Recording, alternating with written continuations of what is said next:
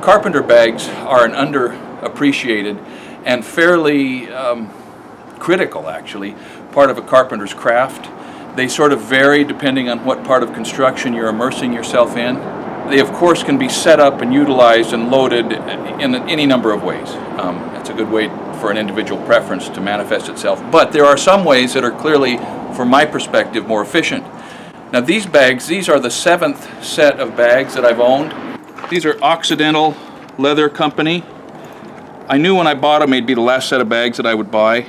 The stuff that I bought earlier was sort of the off-the-shelf, lighter duty that are often utilized by framers and drywallers. A lighter grade of leather, rough out on the leather, and I burned through, I think, probably 6 sets. Leather bags, particularly Occidental leather bags, the heavy, full-grain cowhide leather bags, are much more expensive than a set of nylon bags. But there's a reason they're more expensive. These are 16 years old, and they hold up well. One of the problems with a nylon bag, from my perspective, is as they soften, they collapse until pretty soon they are hanging flat against your body.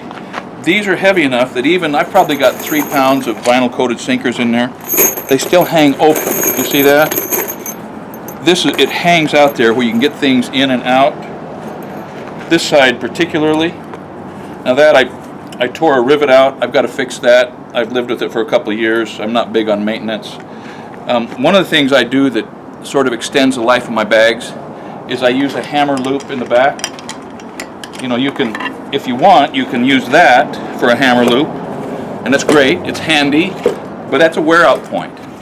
In the back, a hammer loop will last you for your whole career, actually. I like to have pencil and tape on 2 different sides.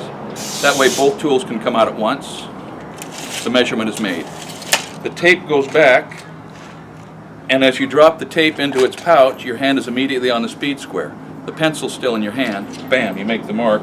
Both tools go away, and you can reach for the saw.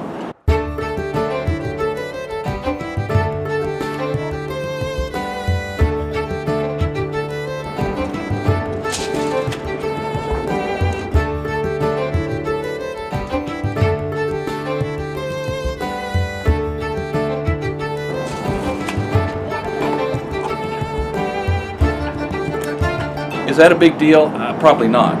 But on the other hand, you save a few seconds, a few hundred times a day, and if you're getting paid by the piece, your check's better at the end of the week. A set of carpenter bags is a necessary evil. They slow you down. You can't slip through between the space between studs, pull yourself between rafters without hanging up. So one of the things to keep in mind is where you're going to put your pencil or your keel, your lumber crayon. If they're hanging out, if you put them outside in these outside pockets, they're going to be continually broken off. Nothing worse than that. So find a place where they're up close to your body. You got pockets back here, utility knives, chisels, nail sets. Keep them in close.